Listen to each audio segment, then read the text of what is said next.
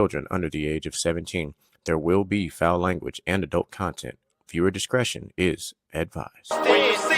When I'm in my zone, I feel like I'm alone. I feel like I'm unknown to the world that's full of clones. My originality's focused on principalities broken. I'm loaning my heart and soul to the game that's scared to pay it back. And failure is a motherfucker. The strength to go on and believing in another sucker who don't see the vision in you. So you gotta work harder times two. Gotta make it do what it do with the limited sources you have. Your dream is still a finding motivation in you and inspire the world to do what you can. If you love it, then fuck it, get through it.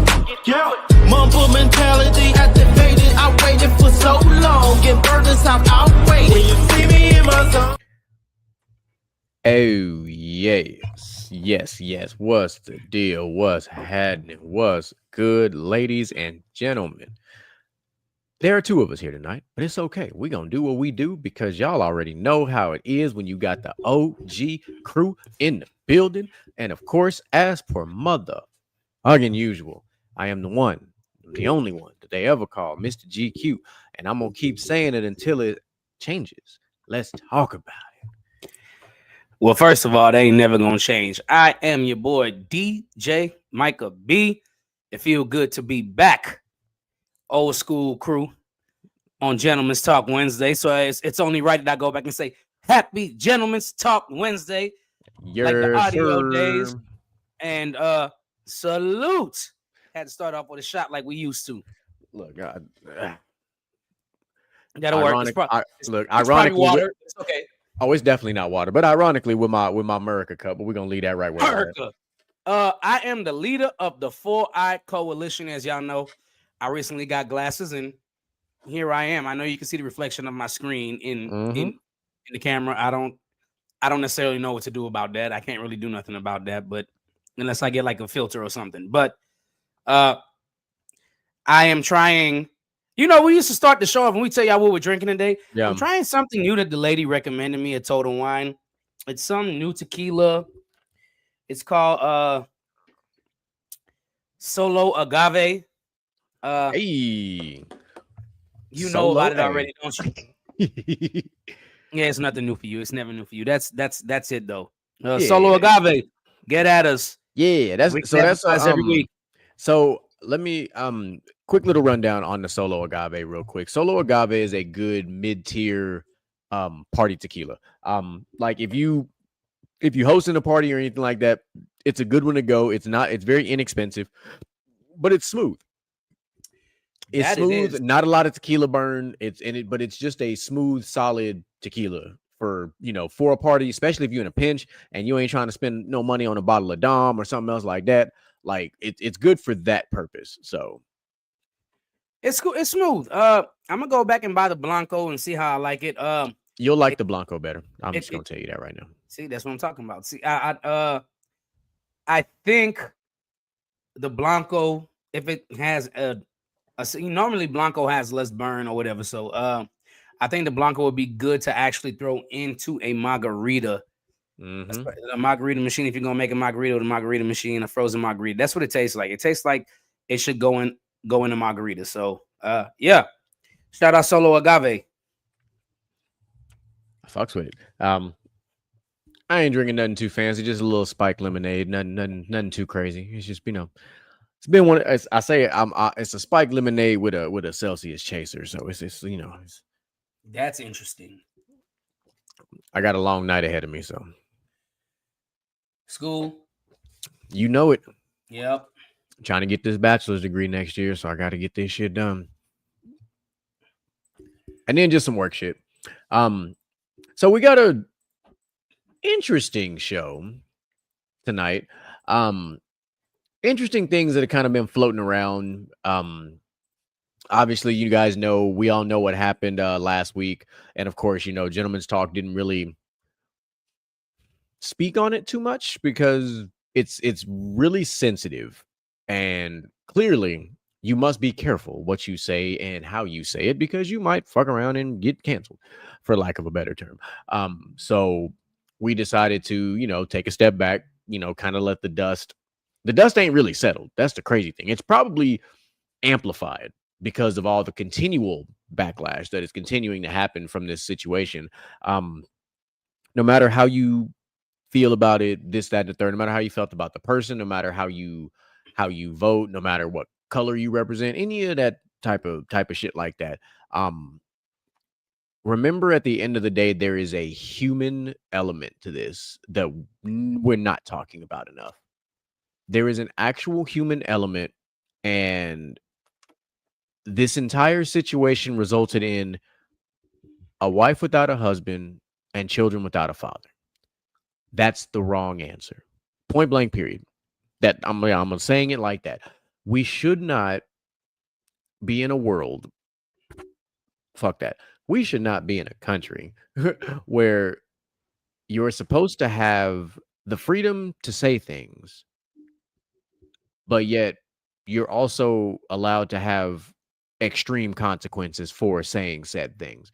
What happened to the days of being able to listen to what someone had to say, taking it for what it is, speaking your own opinion, and that be the end of it? We've gotten so defensive and divisive and offended for the things that people do and say, and it's like at the end of the day, we have to remember, like, what does the opinion of one actually have to do with you?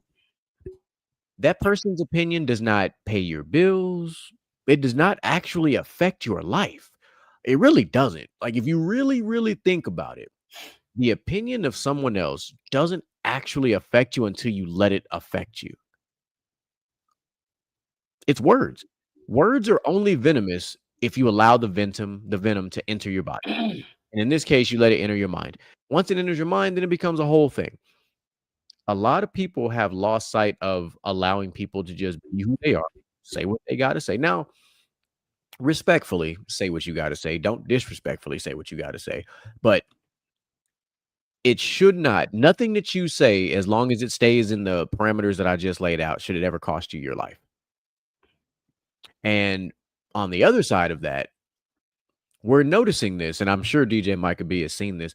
There are a lot of people losing their jobs right now. And I'm talking about teachers. I'm talking about armed forces personnel. Now, I have a very simple opinion about that, and it's to me it's a common sense opinion. Even if you don't agree with these educators and these service members being reprimanded for what they're posting, you have to remember it like this. If you work for a corporation, that corporation is always watching.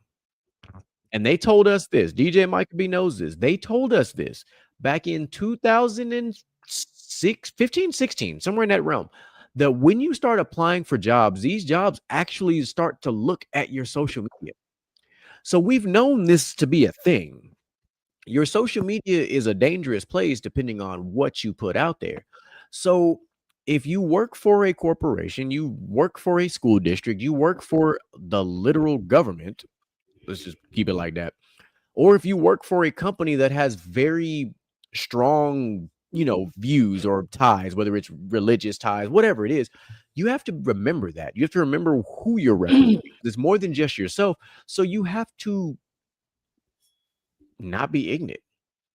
Like, you might not like it, but you have to understand, like, unless you work for yourself, you always got to answer to somebody.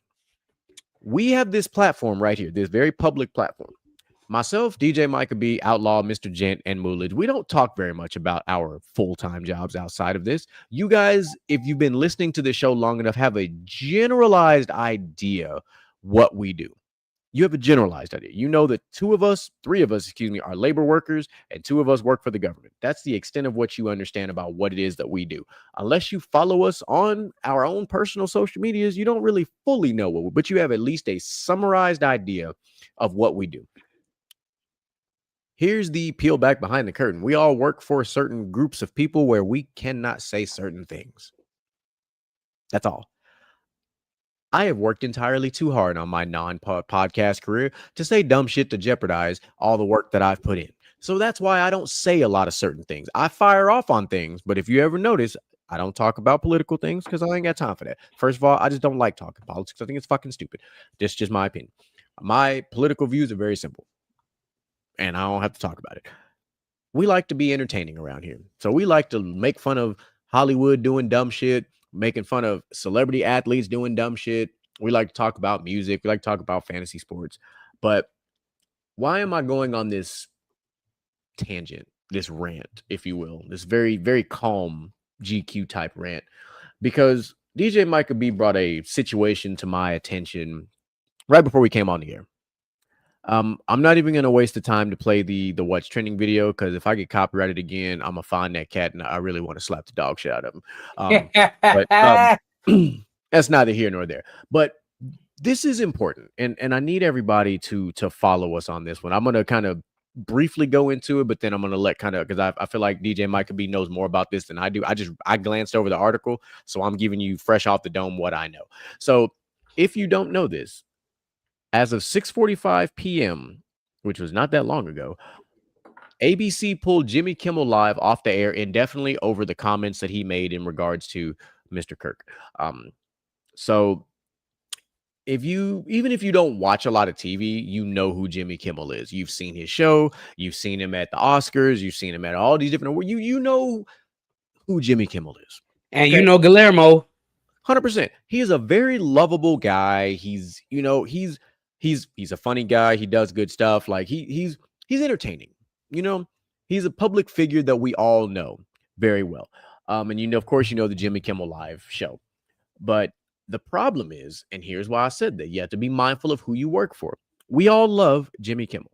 Wouldn't matter if it was Jimmy Kimmel, if it was Chris Rock, if it was any celebrity, if they're in this particular predicament that he's in, you would understand why this is happening. Me and DJ Micah B had a huge disagreement over this because it happened before. Jimmy Kimmel works for ABC.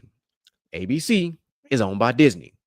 Disney is very strict about the things that they allow their employees to say and do. They monitor everything. And you're on a public setting and you can't fly off the handle. You just can't, because Disney's definitely always watching. That's a billion-dollar company. And they very much do not allow you, whoever you are, to be bigger than the brand. That's just what it is. So you have to understand, like, you may not like it, but he did it.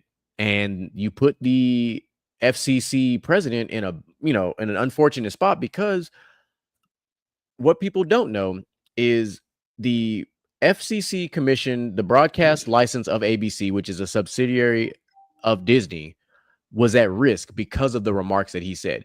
If you cost Disney money, Disney gonna come get you. Point blank period. They gonna remove you from the equation. We talked about this when we talked about X-Men 97, and we know with the writer went away. We talked about this with Jonathan Majors. So we've talked about this on this show multiple times. Do you understand the power of Disney now? Disney also has ESPN, which now has the rights to NFL Network, which means Red Zone and a few other things. So do you understand the amount of power that the company Disney has? If you work for Disney, even if you are a fucking mailman at Disney, like the great T.I. said, you got to watch what you say. DJ Micah B. Well, to start things off, we did have a disagreement, but I'm gonna stand 10 toes down on what I said, particularly with the perfect reference to this is Pat McAfee. Pat McAfee does some outlandish stuff on his show and says some outlandish stuff on his shows, even though he's ESPN and he's more of a partner instead of, things like that. But again, you're right. You represent a company, and I do feel like it's very annoying now that people are so sensitive to the point where basically you can't say anything. You can't do comedy. You can't do anything. And the First Amendment, I think it's the first. It's either the first or second. The freedom of speech, I think, is the first. It's the First Amendment. It's the First Amendment. Freedom of speech is the First Amendment. That was created for satire purposes for the most part. But that was also created to ensure we did not become a dictatorship. You can't speak this whole thing where you can't speak out against the government. You can't speak about things controversial that happen and things like that. It's bullshit. Okay, so I don't even think Jimmy Kimmel said anything out of line to get him suspended. Like, I feel like he just kind of said what he felt. He was like, y'all are doing everything in your power to say this guy is not a MAGA supporter. It's basically was his main point, and they pulled him indefinitely. But if push comes to shove, and it does come out that he is a MAGA supporter, and people have been going on and on about that since the murder. I'm not gonna call it an assassination. I'm gonna call it a murder, because anybody else get killed like that, you're gonna call it a murder. Don't care. Nobody's above the word murder. Y'all are going, it's an assassination. He's a political figure. No, it's a murder. We're not gonna make this thing fancy just because of who he was and things like that. But I get it. You represent a corporation. Jimmy Kimmel was not signed on as a partner. He was signed on to do a show as an employee. And I think that's where it differs between him and Pat McAfee on the shows. Right? So, personally, I don't think Jimmy Kimmel said anything too controversial. I've seen crazier statements by different people online. I've seen crazier statements in the news and things like that. So I do not think Jimmy Kimmel should have been pulled off the air, nor do I think he should be pulled off the air indefinitely. I think Jimmy Kimmel hit the nail on the head, more importantly, and people just don't want to be associated with that. And to be completely fair and blunt about it for Jimmy Kimmel, when they first started saying in schools that that slavery didn't exist and we're not going to talk about slavery no more, as it was a historical fact, but they don't want to talk about it. This is what I mean when shit gets washed and it becomes his story instead of history. No, right? Don't just say washed. Call it what it is. You're Whitewashed? Yes, call it what it is. Okay. So whitewashed. Right? So yeah,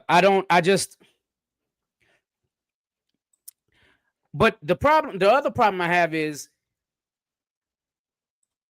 when a good bit of America, I don't want to say it was only white people, because I doubt it was only white people. It was just a good bit of, when a good bit of America made fun and made light of George Floyd being killed while he was on the ground, calling out for his mom because he was dying, and people made a mockery of it. Nobody kept that same energy of laughing and shit when somebody made light of Charlie Kirk's death. And I seen somebody post that today, and it really hit me deep, and was like, damn. So just because he was a white political figure, we have to respect that we can't speak and make fun of it like everybody, like a lot of people did with George Floyd's death. So, I mean, I didn't, and I don't want to make light of Charlie Kirk's death, because I mean, like you said, GQ, that's somebody's husband, that's somebody's father. Murder was not the right response to it. But murder wasn't the right response to Martin Luther King or Malcolm X either. But it happened. Yeah. I mean, I'm not going to disagree with that. And I'm not going to, I don't want to dive too much deep into, because as I know you do what you do for a living. And I don't want you to have to dive in too much deeper than that, because you do what you do for a living. But we're going to leave it like at the surface level and be like, it was wrong for him to be killed. It was. I don't care if I disagree with his political views. I don't care if I disagree with what he said. You never want to see a family lose a family member, because if it was the other way around, you would be hurt as just as bad as family and friends of that person are hurt. So Yeah, my and heart that's goes out really to my his whole family. that's my whole thing with it is that right there is it's no matter how you feel in general, it's not worth someone's life. I'm sorry. It's just not. Like we we have to grow up. Let me just call it what it is. We have to fucking grow up. And the fact that we even have to have this conversation, it means that there is a much larger issue at hand that is not being addressed. That is not for our platform to address that. I'm just saying that there is a much larger problem at hand. Point blank period. And you know what? I think hold on real quick. Let me grab this mic. No, you I good. think I think part of the problem also, and people can disagree with me, which is it's not a controversial take, but people don't have to agree with what I'm about to say. Part of the problem is that here in America and a lot of places in the world, not just only in America, we have become desensitized to Oh things yeah. like this because it's all over the internet every day. You can log on Facebook right now and you could find a video of somebody getting killed. You can find a video of somebody getting shot. You can find a video of somebody getting beat to death. And it's just like it's just a normal day on social media now. And Yeah. that's part of the issue. Like media has changed so much. Like regular media doesn't exist anymore. For instance, when the RIP to Kobe, I hate to bring it up, but I have to bring it up because it makes so much sense when I bring it up. When the helicopter crash happened with Kobe, Vanessa and the kids didn't even know before TMZ posted it. They Yeah. found out on Facebook and social media, and she has came out and publicly said that. That's how crazy the media has become. Everybody with a cell phone is media now if you want to be. Hell, we have Grizzly News right here in Houston that is Hey, and on the scene quicker. she be on it too though. Like, Granted, she don't do like the sensitized videos or whatever. She just gets there and tells everybody what's going on before the news outlets even have a chance to do it. yeah, or she's literally there as the situation is going, and she's basically like the same as if when we had reporters back in the day, where they would just pull up in the van with the cameraman and the reporter, and like that's what she's doing, but by herself, with a phone and a microphone, because Facebook we have that Live. level, of technology, because you literally just need a decent cell phone. We have microphones you literally plug up into your charging port and clip to your body that amplify your sound, just like you would see with me and DJ Micah B right now. And boom, it's on and popping. All you need is, even some AirPods or a decent pair of headphones, and you in that thing. Yeah. Yeah. So I think when you go watch a video, I think a lot of people watched that video and was just like, damn, that's messed up, and moved on. Because not the first time they've seen. I remember seeing the King Von shooting for the See, I first never saw that. time. I never saw that video. I saw the video of King Von shooting, and I was like, God, dog, like Like I remember the story, and I was like, that's fucked up. Like I do really, it was really, but with this current situation, I saw that one by accident. I wasn't even trying to see it. It was me just too. when I opened up Instagram, it was like pow, right in front of me, and I was like, shit. Like I didn't even have time to react because I didn't actually know what happened, because I was at work all day and I wasn't really paying attention to what the fuck was going on. So I was just thinking it was just another video of him talking. Then I realized it was the video. So when I saw it, I was like, oh, I wasn't ready for that. Like, and me based, with my full-time life, I'm like, hey man, that ain't, like, the first thing I said out loud is like, that should not be on public airways. Cause that just that ain't it. Like, I understand we're desensitized to a certain point, but that's a level. That's like a 7 on the scale.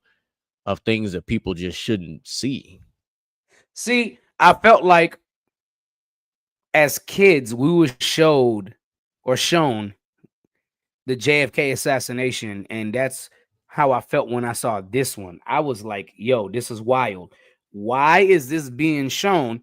Especially when little kids have access to the internet Yeah. now. Well, also, but you got to look at it. You got to look at this differently now. With the JFK thing, we had to sign permission slips from our parents to be We shown did. this. This instance was public information because kids that are 16 and under have cell phones and access to social media. So it's like a very different situation. Because imagine, let's put it in 2025. Imagine if the JFK situation happened in 2025. Just imagine how that would have gone. Oh, everybody would have known within the first 5 minutes. Well, no, bump all that. Remember, that situation one would have been on national television and then all the cell phones on top of that. So you wouldn't have been able to get rid of that video because it would have been on so many different screens. Like, because you know how many people would have gone Facebook Live, IG Live, TikTok Live, plus whatever, news outlet was showing it, all the things. And imagine, like, how do you cut that feed when that happens? Like, how do you cut that feed because everyone's seen it now? Like, when you think of it on the scale of how that situation broke down, there was a delay back then. Nowadays, it's instantaneous because everybody, just like you said, everybody has a device. Everybody can go live, and somebody can screen record and keep that, and then repost it if they was to take it off. It's crazy. Yeah, so it's like you really have to be careful because like it's almost set up in a way where you have to be perfect in an imperfect world. Like you as someone who lives in this country, you have to walk on eggshells. You have to watch what you say. You have to be politically correct. You can't be unapologetic. Not to the masses, you can't, because you might face some sort of backlash that you didn't even know you were going to face because of what you said.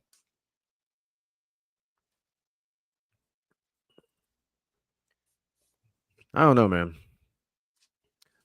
The way I see it nowadays is it's just we're not trending. We're not trending up. I'll tell you that much. We are not trending up. We are trending in a very, very dark situation as a like a country, and I hate it, and I really hate it for my kids more than anything else. I'm an adult. I hate it for my kids because I don't want my kids to have to grow up in a world where they have to be mindful of what they say because someone can flip it on its head and now you can essentially be prosecuted for it. One of the craziest things about this is athletes have been dealing with this for years before social media, because they used to do interviews and they take a sound bite out the interview and post it and then put it in a magazine, and it makes them seem like the bad person, and the athlete would come back and say, but it was taken out of context. This is what I actually said. They took this snippet and put it in there to make controversy. Yep. Now, granted, And, I'm glad you said that the way you did because I was gonna talk about this anyway. You created the perfect segue. So I've been so like this is kind of like been popping up on like on TV and stuff by like accident. And I don't know if you've seen this or not. Have you seen the state laws around Texas athletes and NIL? no. Okay. So I saw this commercial like a couple days ago and I was like, okay. So basically there's currently a bill that's being worked on right now that's trying to limit NIL for like high school, like basically like high school athletes, because like you know how big Texas football is in the state of Texas. It mostly revolves around football, some basketball, but mostly football. Um, and of course, so they signed House Bill 126, that in to ensure that Texas athletes are able to be properly compensated for their efforts. Um, so basically, it also widens existing legislation so that athletes can be paid directly from their university. So that takes care of the college level. Um, but then, like, what they've been learning is that like some of these NIL things have been trickling down to like the high school level, and it's been getting like, Yeah, because they're offering them before they're old enough. So it's like, so they had to like literally write this out. The like NIL agreements only with post secondary institutions. Like they had to like, I don't know why I mean, I guess I kind of understand why it had to be a thing, but like it's just, I don't know, it's just crazy. Like this NIL thing is getting even more like, because basically because like I guess there were people that were targeting like student athletes that were under 17, so they had to write it into law. So basically, and it says high school athlete restrictions. So student athletes under the age of 17 are ineligible to receive any NIL funds. Those who are 17 and older must be actively participating in a college program before they can begin receiving NIL payments. They had to do that because there were NIL people out there giving these high school athletes NIL deals prior to, or because of their commitment to a certain college, like, oh, hey, you trying to sign this deal or what? And, you know, that was becoming a thing. So the good thing is there was a settlement. So retroactive pay eligibility. Athletes who competed in Texas universities before NIL became legal in 2021 may be eligible for retroactive compensation as part of a settlement. So that's good.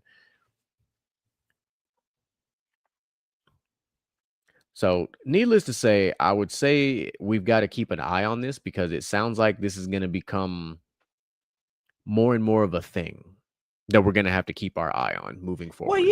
Well, yeah. I mean, let's just take it into perspective. Before college athletes were allowed to be legally paid, right?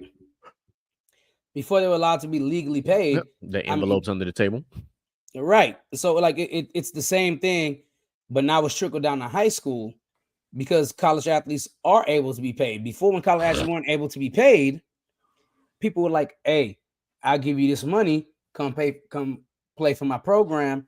We'll do something. And they were recruiting kids 15, 16 years old, like, your family live in the hood, you this and this, we got you, this and this, whatever. Insert right? Reggie Bush. Right. Which I would just like to tell everybody, Reggie Bush did nothing wrong. That Heisman is still his. Especially now that you can get paid for NIL. That money I'm never gonna blame a young man or a young lady for trying to take care of their mom or dad. I'm sorry. Not at all.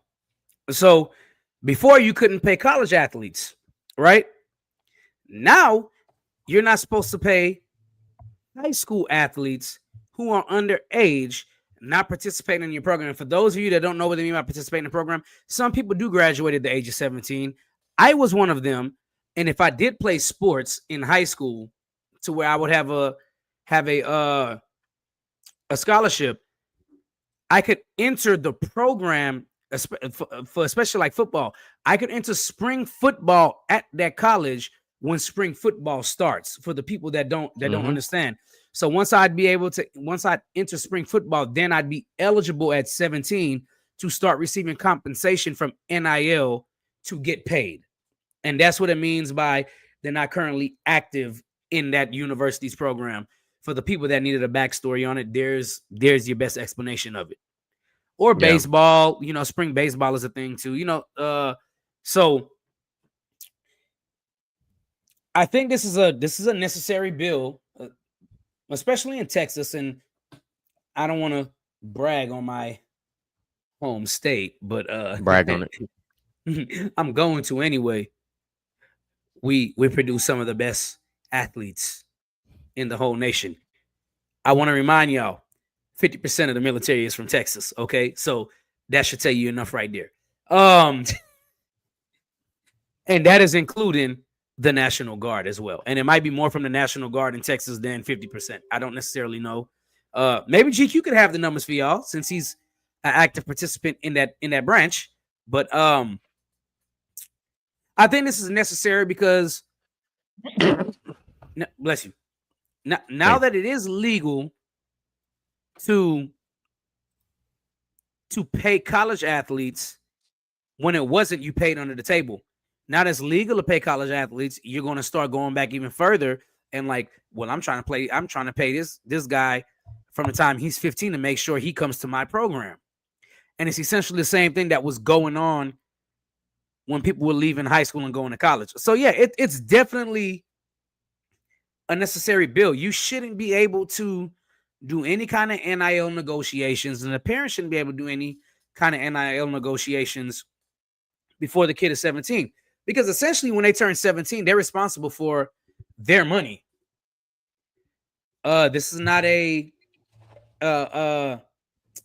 what is the phrase they use for child actors? I can't even think of it. That's all I ever called them.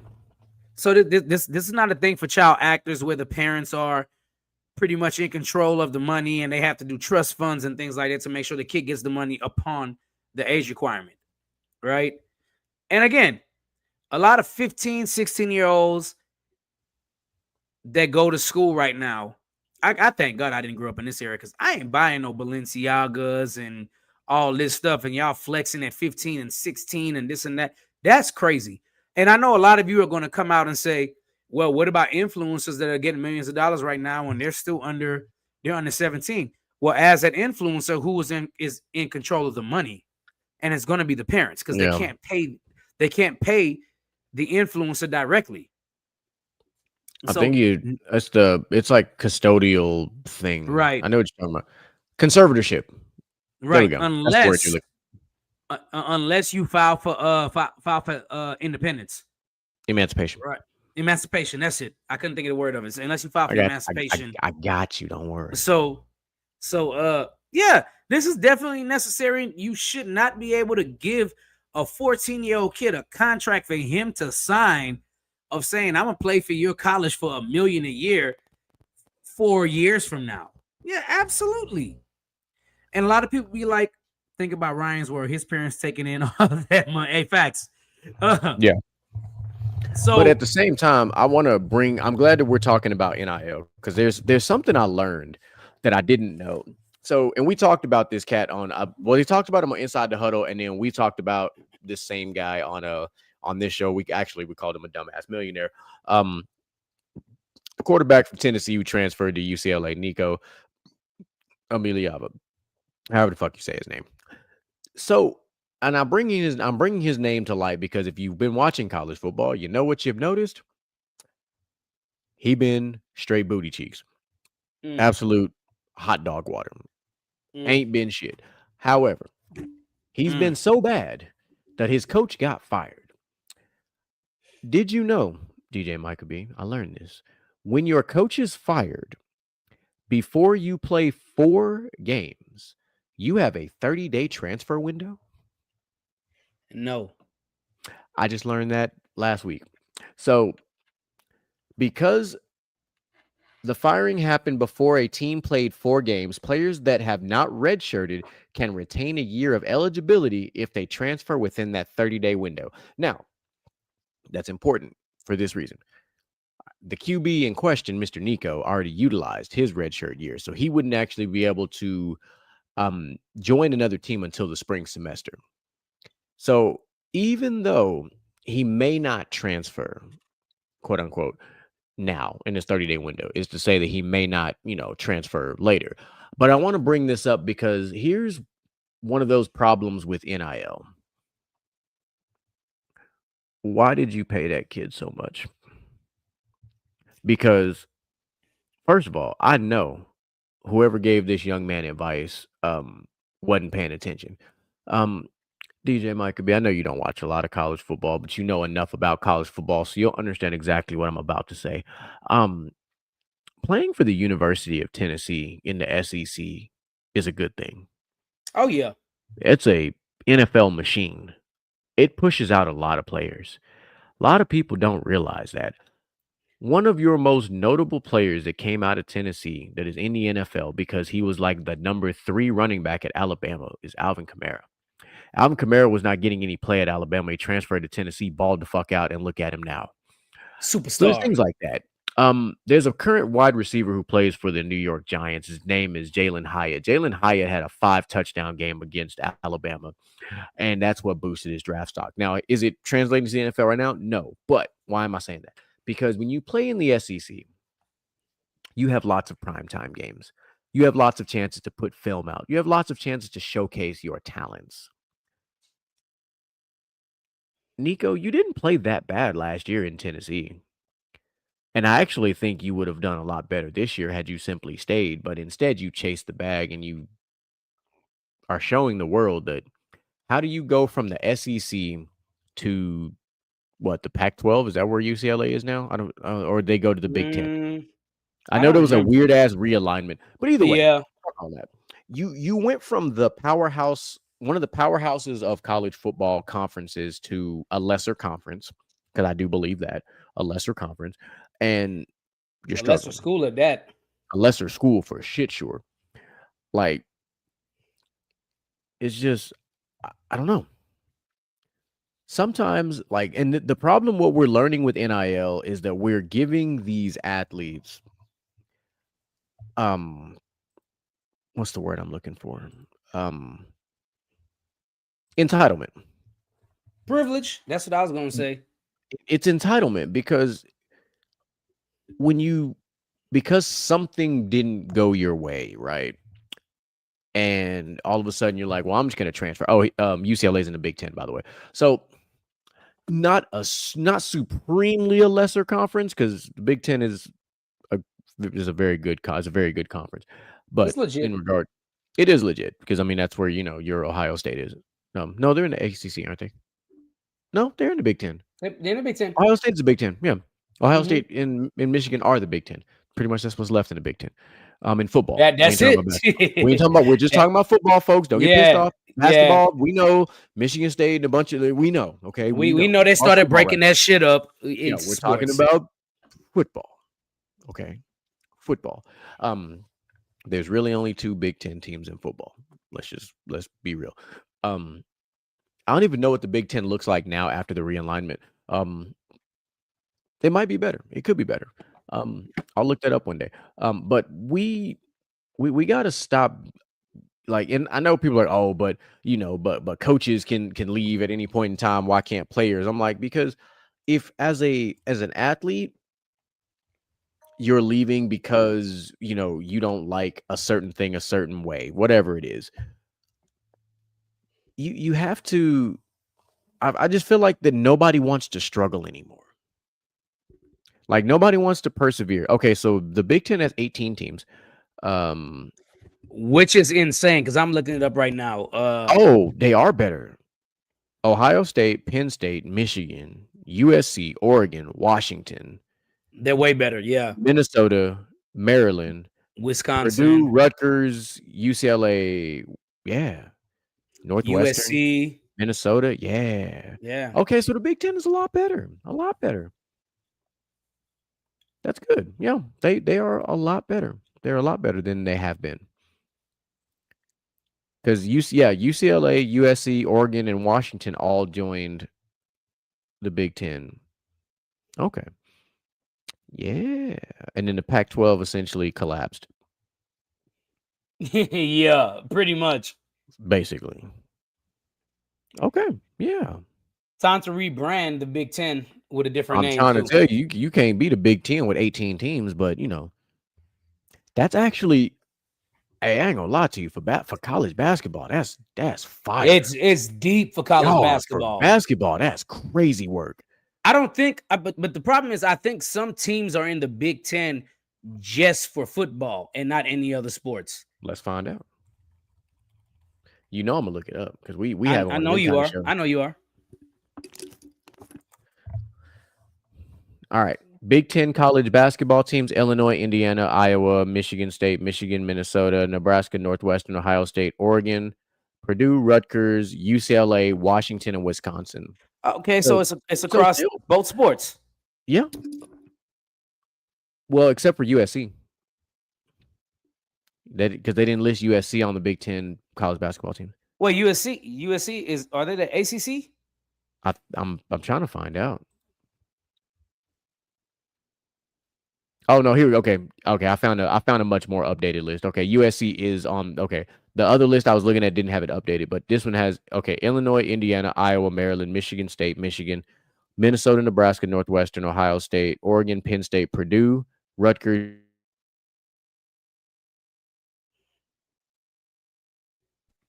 UCLA, that's really nice because that's at least one, two, three, four, five, six. That's eight. That's at least 8 teams that are competitive in college basketball for sure. Well, nine. I almost forgot about Purdue. I'm sorry. So nine with Purdue. Yeah, that's crazy work. Mm-mm-mm. Okay, okay.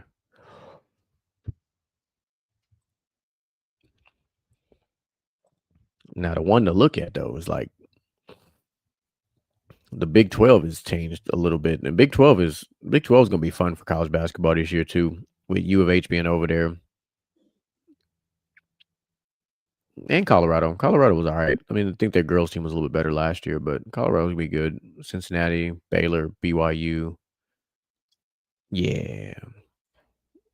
Oh yeah, it's gonna be fun, especially with Houston and Kansas being in the same conference. That's gonna be even yeah. Right. I got into a bit of a wormhole looking at college basketball Of conferences, and I course was you like, did. but I was impressed by the Big 12. I was like, the Big 12 is because now that U of H is in the Big 12, U of H competing with Kansas is gonna be lit. Like I that's wish I actually, could. I actually wish I could feel the same way. And only reason why I don't is because I don't think that matchup matters as much in college basketball as it would in college football. I think And it does because it's when you're talking college basketball and you're talking Big 12, Kansas, the Jayhawks, is the first team that comes to mind. right. No, Because no, but but U of H the last 3 years has been an absolute menace in the NCAA tournament. And so the reason I say it's a marquee matchup is because it's going to play with seeding now. Because normally Kansas is one of your now, except for last year, they didn't, but Kansas is normally one of your first four in because they typically win the Big 12, except for a couple years when like some other things happen. But but this year really it changes a few things. It makes it a little more interesting. well, the reason why I don't think it matters as much is because there's far more teams that make the NCAA tournament for basketball than it would football. Like in football, Well, yeah, in only football one we're talking about 12. only one of those teams would make it into the college football playoff the way it stands right now. Whereas in basketball, okay, if Kansas wins the Big 12 and they are a top seed, let's say they're the number one seed in the East region or whatever you want to call it, right? Whatever region they're in. Yeah, yeah. Well, U of H could still be a top 2 or 3 seed in whatever region they get put in. Whereas in college football, they're only taking 8 teams, and it becomes a little bit more important for you to win your division in college football than it is in college So basketball. you're saying the 8 after the top 4 because it's 12-team playoff in college Well, football. yeah. So I didn't know if Well, okay. well, even if it's 12, like there's no guarantee that the Big 12 would get 2 teams every year.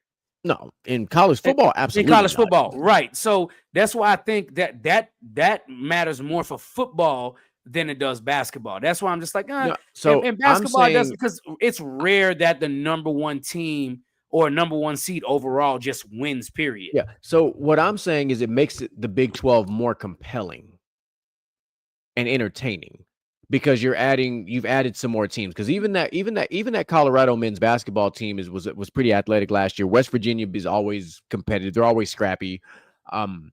It makes like that Big 12 tournament that much more exciting in a way, because U of H has been so competitive the last couple years. So for me, it's not like obviously, of course, doesn't really matter. At least 2, maybe 3 teams from the Big 12 may get in. But what I'm saying is, it's like whoever wins that Big 12 now, it's like they earn that. Like, it's not just like a giveaway. It makes Yeah, for entertaining games. And that's what excites me about it, I, is I, the entertainment side of it. Because, because Kansas is just like Duke and North Carolina. These schools. They've been around for a long time, and they almost always are dominating their conferences. That's like, like, it's a big deal. So it's just good that there's been an injection of life into the Big 12 with adding Colorado, with adding U of H, with adding UCF. So like that's good, and adding a BYU. So that's good. It's good for the overall product of the Big 12 when it comes to basketball. Obviously, in football, we don't give a fuck, because the Big 12 doesn't really play a relevant role anymore in college football. Ever since UT, A&M, Oklahoma, they all left. Like, the Big 12 is just not what it used to be from that well, perspective. right. Well, right. See, I've always been, and this is just my personal thing here. I've never been a fan of. I mean, I get what a conference championship means. Yeah. But pertaining specifically to the Big 12, a conference in NCAA basketball that will constantly have more than one team get in, as in compared to football. I don't think, like, if I was in if I play NCAA and you had football and basketball, the wins of the regular season matter more in NCAA football. The conference championships in NCAA football matter more than it does in basketball, because you can lose in the conference tournament and still go all the way and win the NCAA championship. And also, the meaning of winning for the NCAA tournament, I think, goes more to schools like Ivy League schools that aren't power conferences in basketball, particularly those win, like the SWAC, the Ivy League.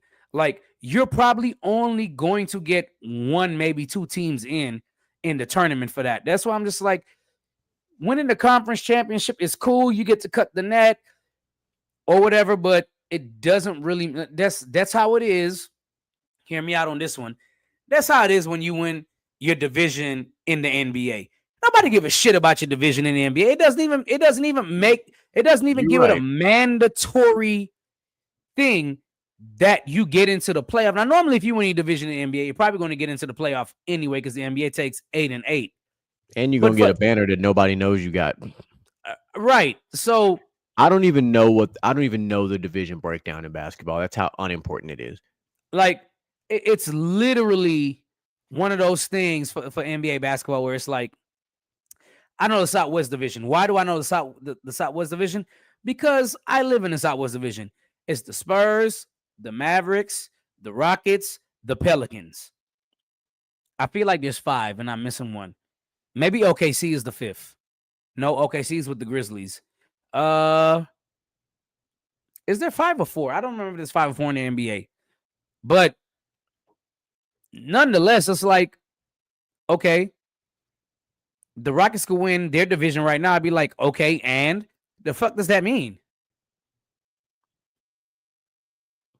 Yeah. I don't know. But that's my only thing with I feel like the conferences matter more. The conference championships matter more in football than it does for the NCAA basketball, because Big 12 can get 4 or 5 teams in there every year consistently, if not more. Because basketball is so based hard on your record. It's not even really based on the competition you play. It's just based on your record. Whereas NCAA football is based on a power ranking because there's so many teams and there's only so many slots that can get into the playoff. Yeah. No argument for me. Um, trying to pull this up. That did not help with what I was trying to get done. Let's go over here instead. Here we go. Okay. Let's talk about something that you and I have not had the pleasure of talking about in a very, very, very long time. Let's talk about wrestling. Let's talk about it because there's some very important things that have happened in the world of WWE since we've really kind of done this. And now that we know, literally this Saturday is the first WWE PLE on ESPN in WrestlePalooza. Shall I come over by you and watch it? That's all I want to know. The answer is yes. I'll just Okay, give you the okay. simple answer. Well, I get off of work at 4 and WrestlePalooza starts 6. I'll be there. Yes, this starts at 4 p.m. Pacific time, which sounds like that's when the pre-show starts, which we assume. Well, hold on. Actually, the WrestlePalooza countdown starts at 2 p.m. Pacific time, 5 p.m. Eastern time. Okay. Well, And I'm sending then everybody home early. yeah, and then the PLE says it starts 7 p.m. Eastern time, 4 p.m. Pacific time. So before we get into the WrestlePalooza card, what are your thoughts on this merger of WWE and ESPN with the PLEs specifically? Trash. I'm not gonna lie to you. As a consumer, it's trash. As a person, if I was in WWE, it makes sense. Right? But as a consumer, it's trash because now I need three different ways to watch wrestling on a weekly basis. If there's a PLE, like it is what it is. Well, no, you only need one because you'll be able to watch it on the ESPN app. Is Raw on the ESPN app?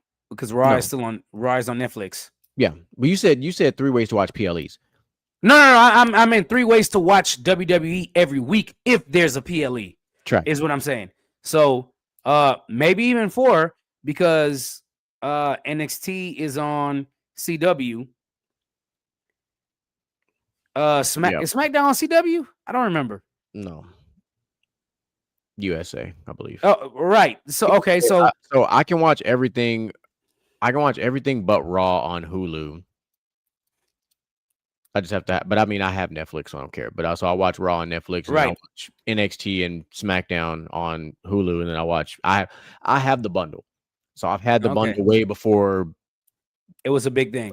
So I've been grandfathered into my price of the bundle for a very long time because I've had Disney Plus for a long time, and I've had ESPN Plus because that's how I used to order the UFC fights because they were $60 and they were cheaper.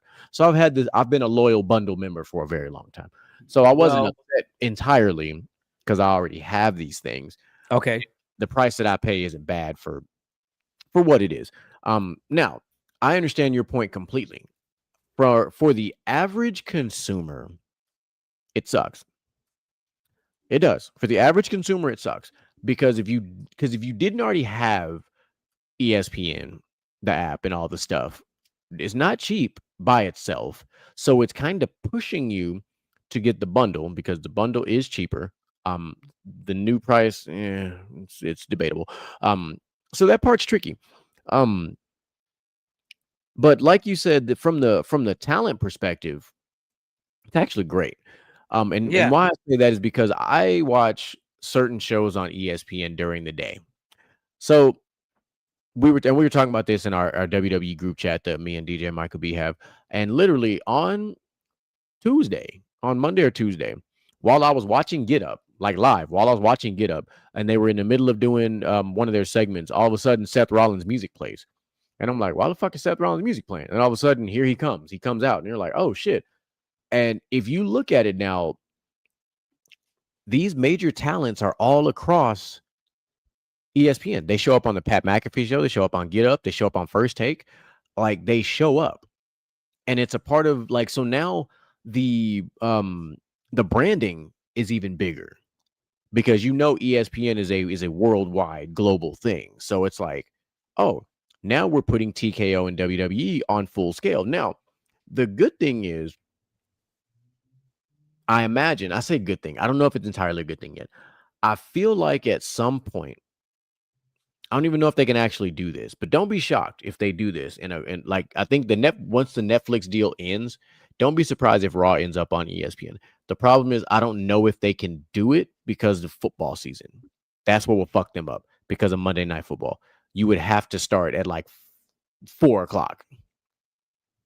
And WWE's never had a regular TV event that just consistently basically started when all your kids get out of school. So that'll be interesting to see. We'll see how this PLE goes this weekend. Um, let's talk about the match card. Let's give everybody a little for some odd reason. If you don't watch enough wrestling, tell you what the match card is. You can speak your piece how you feel. But you got the undisputed championship match between Cody Rhodes and Drew McIntyre. You have the mixed tag match with CM Punk and AJ Lee versus Seth Rollins and Becky Lynch. You've got John Cena versus Brock Lesnar. You've got the Women's World Championship, which is Io Sky versus Stephanie Vaquer. And you have got the reuniting of the Usos versus Bronson Reed and Braun Breaker. What are your initial thoughts on that card? I'm sorry, what did you say? Carla was talking Your to me. initial thoughts on the card For this weekend? for WrestleMania, yeah. The fact that the Usos are reuniting, I think they are taking kind of a step back, but I do like it because the singles division is very, very heavy right now, like ridiculously heavy. But one of the things that I do like with the Usos reuniting is that they're going to make a stamp. I think the Usos are going to win the match, by the way. I think they're going to make a stamp to solidify them as the greatest tag team to ever touch WWE. And I am a heavy Hardy Boys, Dudley Boys, Christian and Edge person. True tag teams, right? But the Usos are so if they get back together, win the tag team championships, they're going to be the greatest tag team ever. I think as of right now, a lot of people might consider them the greatest tag team ever. But if they win a tag team championship together, have another run, they'll be the greatest tag team ever. But what would solidify them as the greatest tag team ever is if they ever elevate Jimmy to give him a very, very good singles run. That is the only thing right now that is stopping them from being the greatest tag team ever.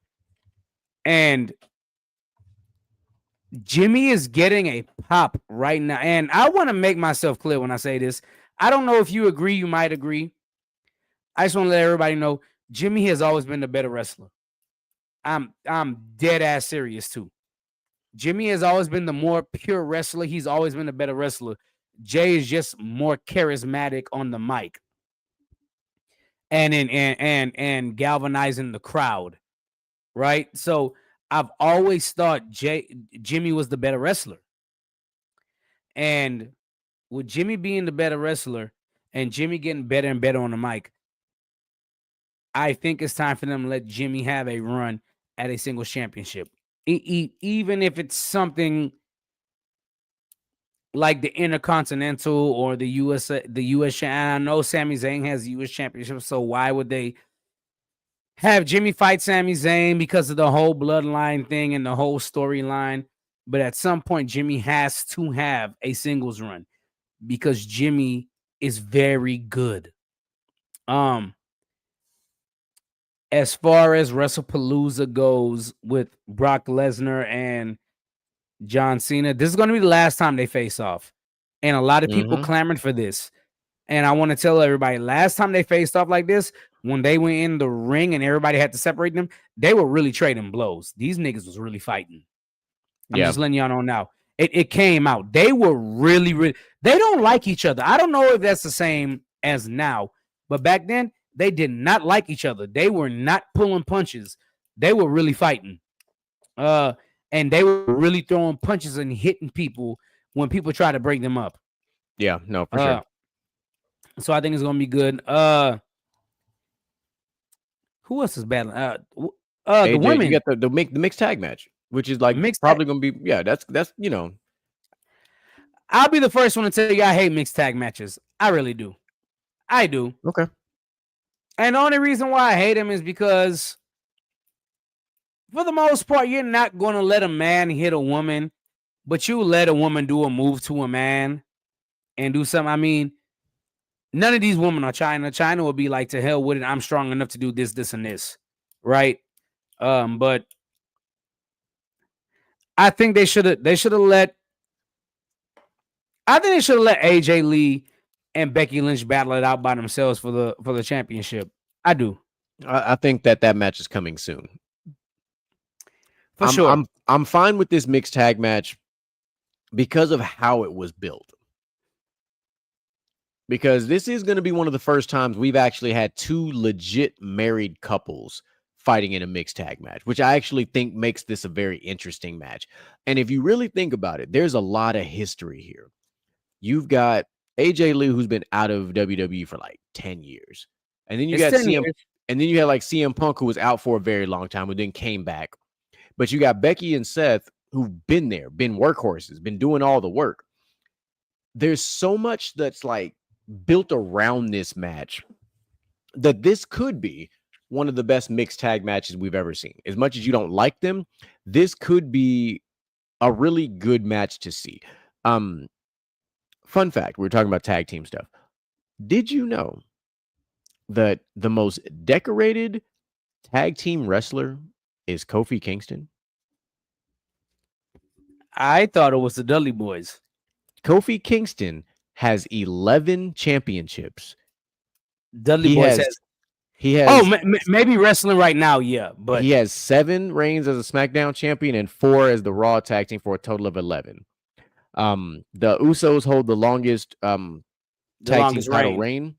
They beat the New Day's record of 483. They beat it by like 200 and some odd days. And the New Day was the first tag team to win the NXT. They were the first Triple Crown tag team champions because they had the NXT, Raw, and SmackDown tag team titles. So the greatest tag team of all time has a very compelling conversation because I think people sleep on the New Day being in this conversation as well. Because I do think because I think a lot of people would argue it is the New Day. And people will say, well, yeah, whatchamacallit had a longer reign, but the New Day had more reigns. And that's another thing where it goes into, like most sports, longevity versus the number. Yeah. Which is fine, however you want to look at it. I'd be in the same boat as you where I'm like, I have zero problem. Like if people were to say it was the Usos, I'm a huge fan of the Usos. They've had 9 total championship reigns so far. So, they're doing it because we got to remember they had the undisputed tag team titles, which they held both titles. So that's a big deal. They've had 8 times making them one of the most dominant tag teams. And then they had the longest male tag team reign, 622 days, which ended at WrestleMania. Which we remember that match very well because we were together when that happened. So I actually and I understand what you're saying when you say that, you think it's a step back for the Usos. And I think it's the opposite. I think it's the opposite. I think it's a step forward because this to me is WWE taking a page out of the Hardy Boys playbook. Because we saw this before. When they split the Hardys up the first time and Jeff went on and won the world championship and went on his little run, and then Matt was doing his thing for a little bit, then they brought him back together and they went on 2 more tag team title reigns. It made them even bigger, even more legendary, I guess is the word we're going to use. I think we're going to see the same because right now, if you watch Raw and SmackDown, would you say that right now, this is probably the best that the men's tag division has looked in a long time? Like collectively, think about all the teams, Raw and SmackDown, all the teams. Yeah. I would say that. With that, I would say this is the best since probably 2015 when the Dudleys came back. Yeah. okay.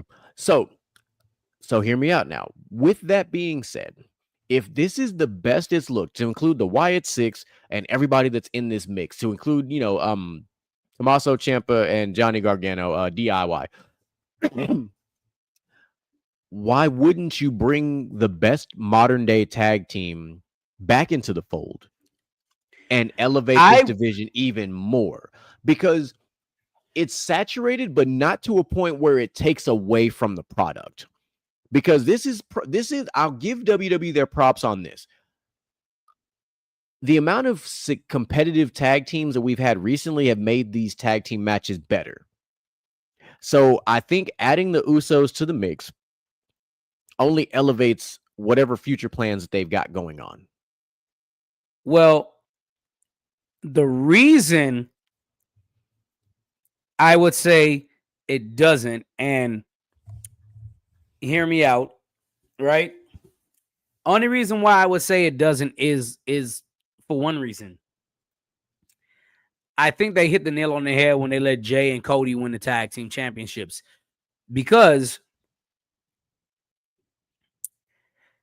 individually they are both great, and their tag team highlighted the best of both of them because they didn't have tag team moves, but they built something to where both of them could break off and be main event superstars, right? Jimmy hasn't had that chance yet. And I think for the first time in a very long time, I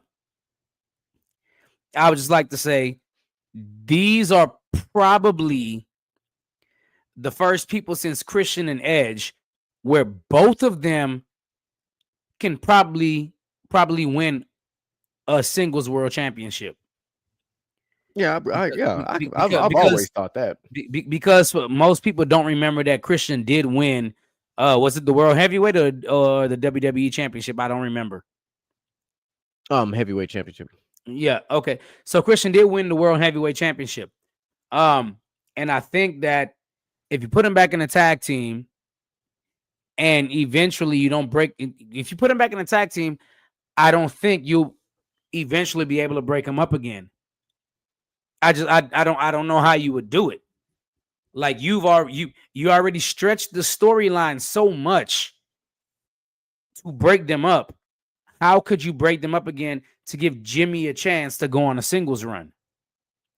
Even if it's not the WWE Championship or the World Heavyweight Championship, and it's like the US Championship or something like, how could without him being a double champion, how can you make the story compelling enough for him to win by himself again? Yeah, well, and right now it's not been confirmed that they're gonna be like, back together long term moving forward, but they are reuniting for this match. I feel like Jimmy Uso was about to get a push and then he got injured.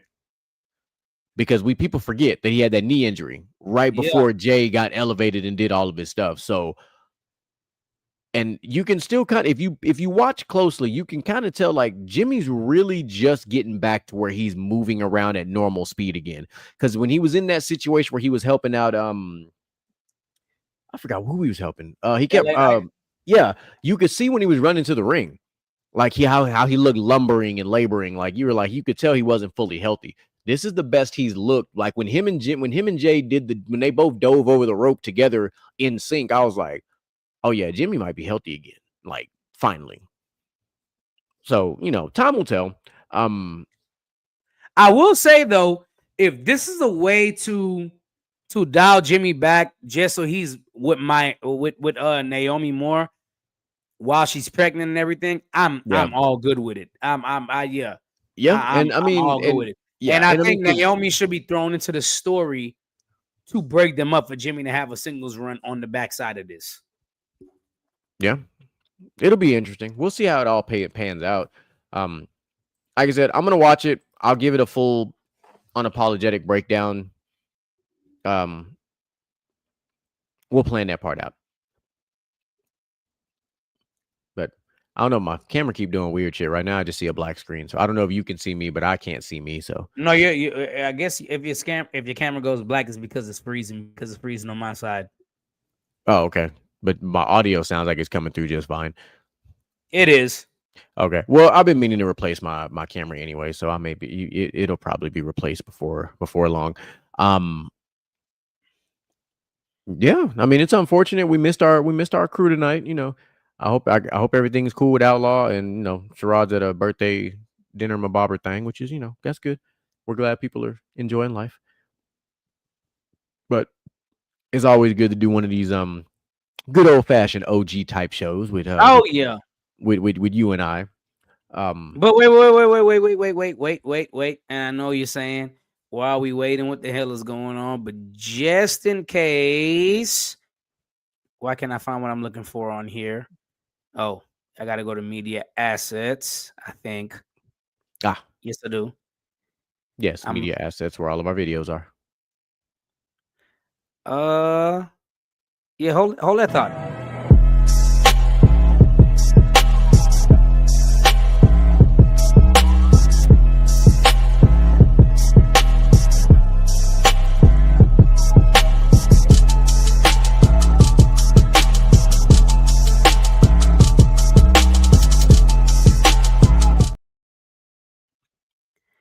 Yeah, finally. I know it's a surprise to you, but I did make a list. I have been waiting to debut this. The crossover is back, and I'm so excited because the crossover is back. For those of you that don't know what the crossover is, I take one thing, equate it to another, and we rock that way. So, welcome to the crossover for the people that have never, ever been to it. Today, because WWE is on fire right now, and they're very much on fire, and college football is on fire, and they're very much on fire, I'm going to talk about the top 5 WWE matches to watch so far this year, and predicting the top 5 college football games to watch this year. Granted, one of these games have already gone away. I needed to do this about 3 weeks ago, but I mean, I've been getting in late from work, and this is the first day I've been here on time, and I can actually go in to do the crossover. You ready for this? Let's get it. It's been a while. All right. So let's start with the top 5 WWE matches to watch this year. Starting off at number 5, or do you want to go from 1 to 5? You want to go from 5 to 1 on both of them? 5 to 1 is good. Okay. So let's go from 5 to 1. Starting off with number 5. The number 5 match, people might have higher because they had a lot of implications in this match.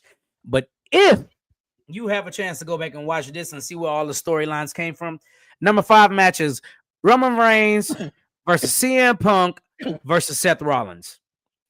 Yeah. WWE right now as a whole is centered around 80% of this. 80% of WWE is centered around this one WrestleMania match. CM Punk finally got to headline WrestleMania, and Seth Rollins was pissed. Seth Rollins formed Division. Seth Rollins formed the Vision. I was about to say visionary, but it is the Vision. Seth Rollins formed a vision around this match. Roman Reigns entered the match mad at CM Punk and Seth Rollins.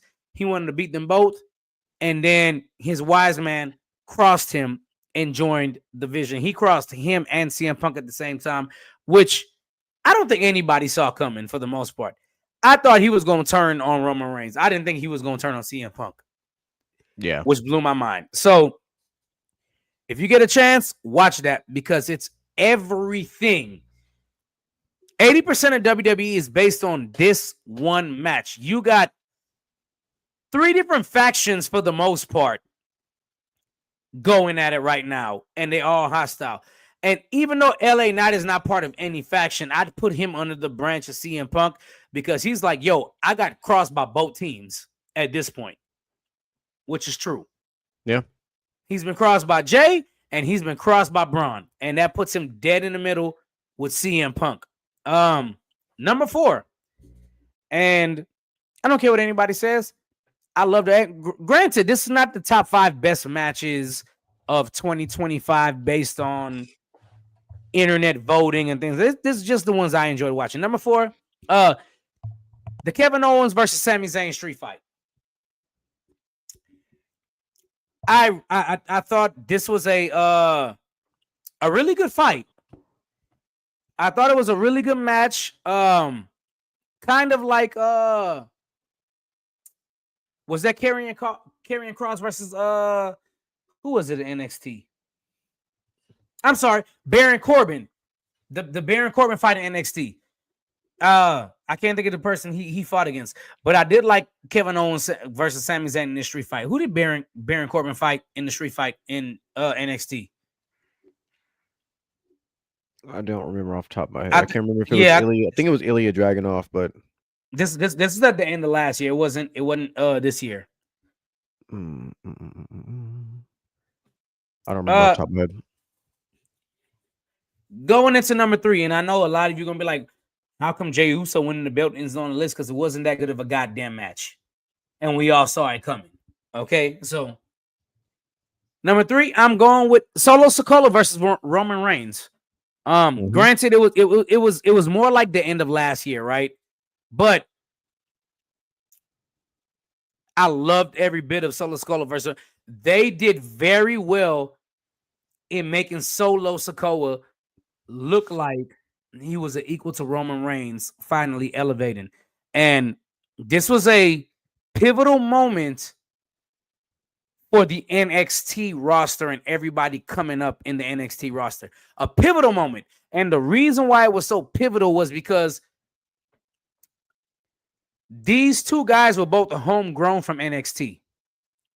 Roman Reigns being Generation 1, right? And Solo Sikoa being a couple of generations after. So this solidified two people in the main event from NXT on the main roster, which was absolutely incredible for the NXT brand, and it cemented the legacy of NXT being the brand, the third brand on the roster. Like, hey, we got superstars over here too without the main roster. Number 2, Raw, CM Punk versus Seth Rollins. This was a fantastic match. It should have been on pay-per-view. They gave it to us for Raw versus Netflix at the beginning of the year. I absolutely enjoyed it. I'm still mad that CM Punk won, but CM Punk finally got his get back. Yeah, he finally got his get back on Seth Rollins, and I don't think that CM Punk should have won, but a lot of people disagree, and a lot of people think that CM Punk is the best in the world. I'm one of the people that don't think so. I think he's really good on the mic, but his in-ring ability is 7 out of 10. I mean, I just don't think it's just as good. And this last one, I didn't really care for the match so much, but I thought it was significant because it ended one of the greatest runs ever, and it was the end of a record-breaking championship reign, which was SummerSlam John Cena versus Cody Rhodes. Cody Rhodes coming up with the big victory and winning the belt back. And I think John Cena versus Cody Rhodes was really good. I don't think it was the passing of the torch because I think Cody Rhodes is just too old for John Cena to pass him the torch. But I just don't think Cody is. I don't think Cody is him enough to take that role of John Cena. That could be true. Like I don't buy. I like Cody Rhodes. I do not love Cody Rhodes. I like Cody Rhodes, but I don't think he fits the. He does not fit the responsibility of what it takes to be a John Cena. Now, I will give him his props. He does really well with the community stuff, being out in the public, like doing all the stuff. I really don't like Cody on the mic very much. I think he's kind of stale. I don't know, something about the way he sounds. I just don't like it. I do love his entrance. I'm not gonna lie to you. His entrance is fucking fire. His entrance is one of the best. Like, it's fucking great. Especially when he pulls the fucking mask and shit. Like, I love it. But I just don't buy him being like that. I don't buy him being that John Cena type. because I think John Cena's one of one, and just like how we've had The Rock and we had Stone Cold, like I don't think you have to be your own person to be able to take that mantle. Even Roman was his own mantle. Like Roman had to grow, but once he did, it's much more believable that Roman is much more of that caliber of star, like your John Cena, Rock, and Stone Cold versus Cody. Yeah. Even I'm not Seth. mad at that. Seth is like that too. Like I think Seth is extremely charismatic. I think Seth is really good from an ambassador perspective, from a champion perspective. Like I think obviously, and I've said this to a lot of people, I say this in this modern generation, Roman and Seth are literally Stone Cold and fucking The Rock, like without question. Or you could say that it's a lot more like Roman is Stone Cold and Seth is Triple H. You could play that game too if you really want to deep dive into this, which I would buy a lot more of the Stone Cold and Triple H comparison. And then I would say Cody's kind of more of The Rock in this scenario because The Rock always had that pop with the crowd. Cody has the pop with the crowd. He doesn't have everything else. Roman has that. I don't give a fuck about none of that. I'm about to fuck shit up no matter what. And Seth very much has taken on that cerebral assassin type of persona, which is why for me it would make sense if you want to put those three in that type of a classification. That's kind of how I would Right. see it. I ain't mad at that. And like I said, we are going to cross that over with the top 5 college football games to watch this year. Granted, number 5 on this list has already happened, and everybody was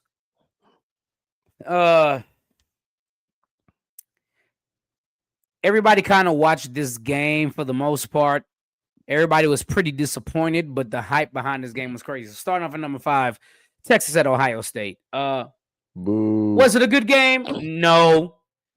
But everybody was anticipating to watch it because we all thought Arch Manning was going to be great with the amount of hype he's been getting in offseason and things like that, going against one of the top teams in Ohio State, defending champs. I just want to throw that in there. Yeah. Now, OSU? We wanted that matchup to be really exciting and really good.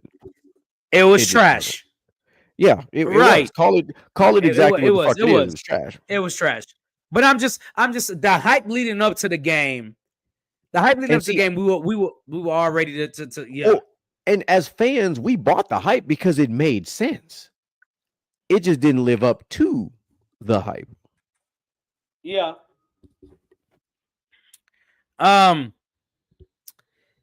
Going in at number 4, a game that I am really, really looking forward to. I don't know how you feel, GQ, but this is a game that I really look forward to. Not this weekend, but next weekend. Alabama at Georgia. Mm-hmm. You got the Crimson Tide, fresh out of Nick Saban's grasp, and you got Georgia, who's still kind of fresh off 2 years ago of winning. With 2 or 3 years ago, they won the national championship, and they're still a really, really good team. Alabama, even without Nick Saban, is still a really good team.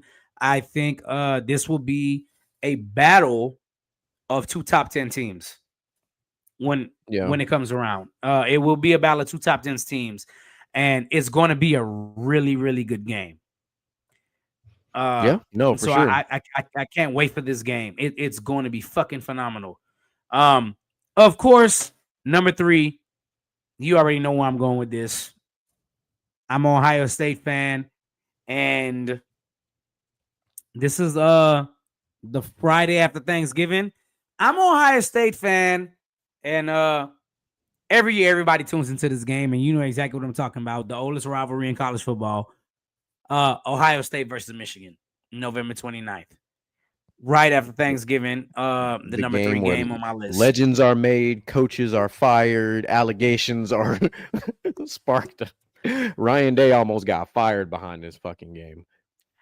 And somebody loses their job, for sure. Yeah. Like, that's how iconic this fucking rivalry is. And I love it. I do. I'm a fan of it. Like, I think it's awesome.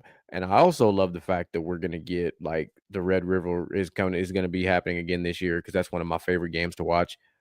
But Michigan, Ohio State is But fun. Michigan, Ohio State is always damn it. fun. And it's always and maybe it's just me. It's always the same. It's like whoever controls the running game wins this game. It seems like Oh yeah, for sure. it seems like it's always that way. Like it's never like, oh, these two teams are battling with aerial attacks. Like it's never that. It's literally who has the better O-line and who has the better running backs. Mind you, Ohio State is one of the best players in the country at wide receiver. How much of a role is he going to play in this game? Now, this year, I actually think Ohio State going to blow the fucking doors off of Michigan. I just think Ohio State is that much better than Michigan this year. But let's be real. We've It's seen a this rivalry. rivalry for years, and it doesn't matter who the fuck is better. These teams, watching Michigan, Ohio State, I'm going to equate it like this. Check this out. And you can agree, maybe you won't, but I'm going to use the NFL to bring this rivalry to life. This is the equivalent of Pittsburgh, Baltimore in the AFC North. Yes. It doesn't matter who the fuck the better team is. When they play, it is an absolute dogfight, and it literally could go either way no matter the situation. That's how I see Michigan, That's Ohio facts. State. It's Baltimore and Pittsburgh. Like, that's how I see it. Because there are times when Pittsburgh was head and shoulders above Baltimore, and Baltimore found a way to win games. And I've seen it vice versa, where Baltimore was far and away the better team, but Pittsburgh found a way to pull a last-second field goal type shit out and upset them. So that's how I feel about Michigan, Ohio State, all the way. All right. Now, number 2. And a lot of people probably won't agree with this, but I think you'll appreciate this because it's not a typical Power 5 game, right? I'm going my number 2 matchup as a rematch on, I want to say this game is October 18th. I got to look it up. Yeah, October 18th, start time to be determined. SMU versus Clemson in a rematch of the ACC championship game that was so good last year. Mm-hmm. And you know what? And Dabo needs it, man, because Clemson being 1-2 just is weird. We expect better from a powerhouse of a school like that, because Dabo has built that program to be something of relevance. Now, mind you, they haven't won a national championship since 2018, but they've always been competitive. So them having a slippery start to the season to where you got Dabo Swinney saying, well, if they don't want to buy into winning, then I'll go somewhere else that wants to win. You ain't never heard Dabo talk like that before. Right. So I am curious about the game. I haven't seen much from SMU this year, so I don't even know how SMU is looking. I'll look. SMU brought back, I think, close to 16 starters from last year. Okay. Yeah. And so Clemson brought their quarterback back and some other players. So it should be interesting. Like, it'll still be a good game.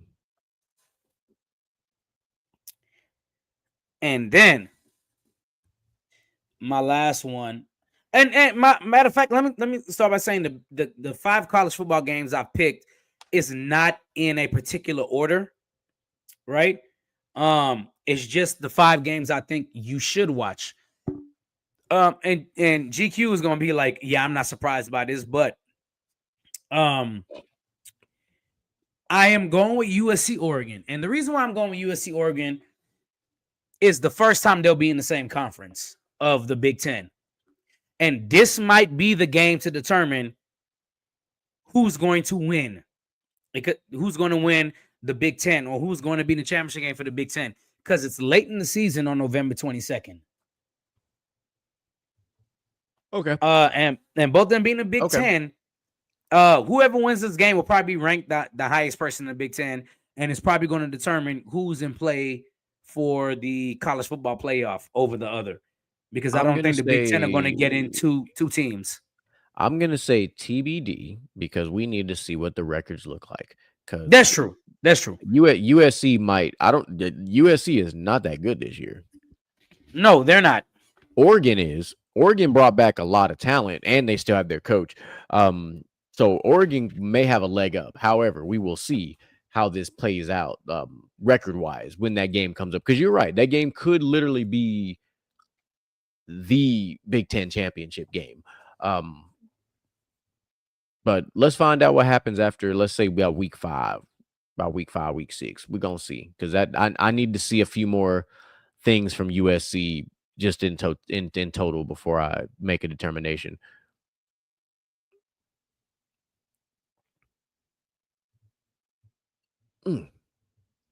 Felt good having that crossover. That was good stuff. Haven't had one of those in a long time. And way to bring in WWE and the NCAA, which are like two of the most like relevant things currently going on right now. So that actually worked out extremely well. And that's why he's good at what he does when it comes to this crossover business in the first place. So while he's taking his little pause from wherever he is, most likely taking a phone call of sorts. Oh, there I'm you go. back. Before we go on talking about the game of USC versus Oregon, the reason why this one makes my list, because even though USC is not that good, Oregon has been on a win streak against USC, but now that they're in the same division,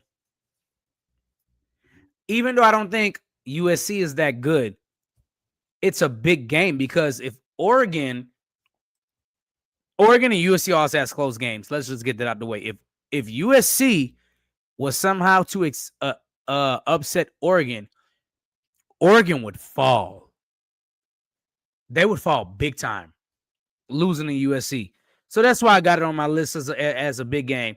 And it's not. It's a big game more so for USC than Oregon. Okay. Because I do think USC could win the game. I don't think USC is just absolute trash and they're not good enough. But they've played this team so much over the past couple of years. They know each other, and you know how those go in college or in the NFL. When you play a team so much, you know their tendencies. That USC could be unranked when that game comes around, and it will be a close game versus Oregon. I'm talking about, I think it'll probably be like 27-24 at the end. And if USC pulls that off, Oregon will fall and they will not make the college football playoff, and as they should this year, because I do think Oregon is really that well-rounded and that good. That's why I put it on the list. I'm down with it.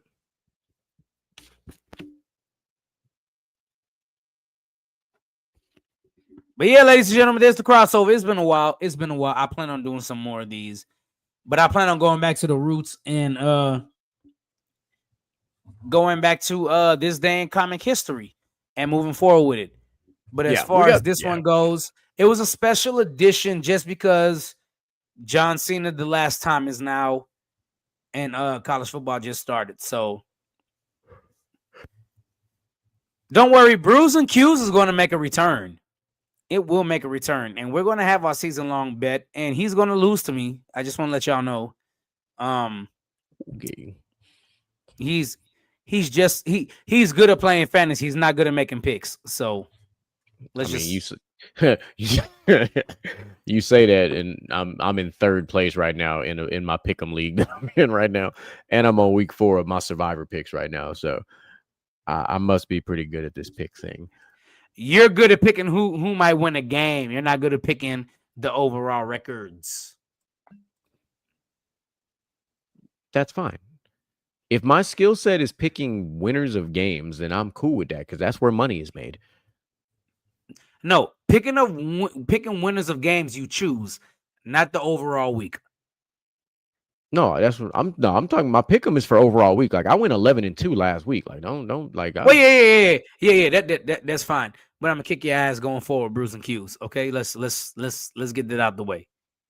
All right. So for those of you that don't know what Brews and Q's is, we used to have a podcast Saturday mornings, Sunday mornings, whatever day it was. We'd get up, we'd pick games, and we had a season-long bet. And everybody just follow along. We pick the games, we pick the scores, and we just move on. I think the first year we did it, we were close as shit. It was very, very close. Mm-hmm. It was very close. So, this is going to be what, week 3? Yes, we are in week 3. So, I got to work Saturday morning. You want to do this thing Saturday morning? You want to do it Sunday morning before the games? You said you work Saturday morning? Yeah, I work Saturday. I work a whole day Saturday. I don't get off till 4. Hmm. Well, probably 2 because I'm trying to come watch WrestlePalooza. Oh, we'll be in the same place on Saturday. We could do it Saturday. It is decided. Maybe Saturday morning I'll just pack up my mic and like, all right, let's get this shit going. So we'll get something cooking for y'all. It won't be long before you see the real talk also make its comeback. I've been giving it some time because I've been waiting. We've been actually really DJ Micah and myself have been kind of letting the other segments kind of grow so that we can kind of really reformat and restreamline these shows to where it wasn't just me and DJ Mike be okay. You got a crossover bet. Okay, I got a real talk. All right, bet. And then we throw some stuff in between. So like that's why we've created the what's trending. That's why we've created Outlaw Unhinged. Like we have these things. We've Dumbass got Dumbass millionaires. Millionaires. Fuck around and find out segment, the cooking sessions. So now we have a litany of tools at our disposal to where we can now just set some shit up. Still waiting on Mr. Gent to get his shit together, but one day it'll happen. My bad. I didn't mean to say that out You loud. Oh, I said that out loud. I meant to say that internally, but I didn't. It's okay. No, you didn't. No, you didn't. No, you didn't. I know. I was trying to be nice. Fuck all that. Yeah. Closing thoughts. Well, yeah. Closing thoughts. I want y'all to stay tuned from the sidelines. Obviously, we have season 2 right now coming to end. We got season 3 coming up, and we got a couple of revamped themes. We got a couple of revamped shows. Gentleman's Talk will be the same. I'm not gonna lie to y'all, and we will keep doing phenomenal content and phenomenal things. And we want y'all to keep tuning in. Make sure you tune in Friday to the best damn football show on the internet. Period. Inside the Huddle. They'll break down things more as football sense for the football games this weekend, whether it's college or it's NFL. You never know. Me and GQ popped up one time. You never know if we'll pop up again on something. Just make sure you tune in on From the Sideline 7 podcast on YouTube. Saturday and Sunday, y'all know we're off. Monday, we'll be back. You got Basket to Basket with Moo, Boo Wop, and Troy. Wednesday, you come right back here for Gentleman's Talk. Gentleman's Talk ain't going nowhere. We'll always be here. We'll always be on time. We'll be here every single Wednesday. This is what we do. Matter of fact, GQ, next week we need to talk some fantasy football, right? So, I mean, we do. However, I will not be on next week's show, but I'll talk some fantasy football. I have a work related activity thing that actually. Okay. I lied. I'll be a few minutes behind. Okay, so next week I'll make sure I'll be tied up till about 8.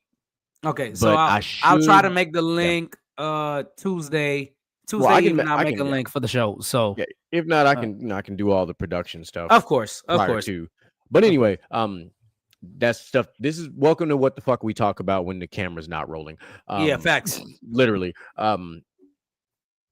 Yeah, I mean, really and truly, man, just, we appreciate y'all for continuing to rock with us. Sometimes you're going to see it where it's just me and DJ Micah B, the original bad boys of podcasting. Sometimes we have the Infinity Gauntlet all together. Sometimes it's just the 4 gentlemen. You just whatever you get, you're going to get, and you're going to get a different type of blend of entertainment. Just know when you get the 2 of us, you're going to get some unscripted, wild, and exoticness that you didn't expect because we didn't talk about. I just got to do it one time because you brought it up. Bad boys, what you want, what you gonna do? And just stop. You stupid little motherfucker. I know why you did that. Because of the damn movie. Bad boys, what you gonna do? What you gonna do when they come for you? I know you did that because of the movie. Because them niggas was he was wild in the movie. 100%. Yeah, man. Like the funny, like I said, me and Micah didn't talk shit about a doc before we popped on. We just did what we do. We just showed up and started talking. Sometimes that's all it takes to build a great show. But that's what happens when you have, unrivaled chemistry of sorts. But yes, there's going to be some changes coming down the pipe here soon. There'll be some. We'll eventually transition to season 3 of Gentlemen's Talk. We're in season 2. We're hot and heavy. Things are going to start picking up. There will be some. I'm just going to put this out here in the universe for you guys. Take this for what you will when it happens, but there will be some massive, massive changes in 2026, and you will be complete and utterly shocked. Blown away. GQ bomb type shockers when 2026 happens. Just let you know now that's on September 17th, 2025. We warned you. So when we come back and we say the words, we warned you, you knew what the fuck we was talking about if you caught this episode. That is the only foreshadowing that we will give you about this. We will not talk about it anymore until it happens. Just don't be surprised when it happens. Catch Brews and Q's this weekend, by the way. We'll be on, whether it's Saturday or Sunday, we'll get it done. 100%. We're going to get into it. So, ladies and gentlemen, we love y'all. I would say that we appreciate the chat, but it was just Sherrod, and we don't give a fuck about Sherrod being in the chat. Sorry, that man gonna catch every string. Oh shit. I'm sorry. Y'all, if y'all don't know me by now, I'll be just popping still ain't shots. shit. Nope. And be popping shots. Don't give a fuck. I'm just playing. Still love you, Rod. I hope you had a great time at the birthday din and stuff you was at. Outlaw, hope everything is all right. Enjoy life. Me and DJ Michael B getting the fuck about here because unlike the rest of the crew, we got these super early dark days where we got to get started. So we love y'all. We appreciate y'all. And we are out. Motivation in you and inspire the world to do what you can. If you love it, then fuck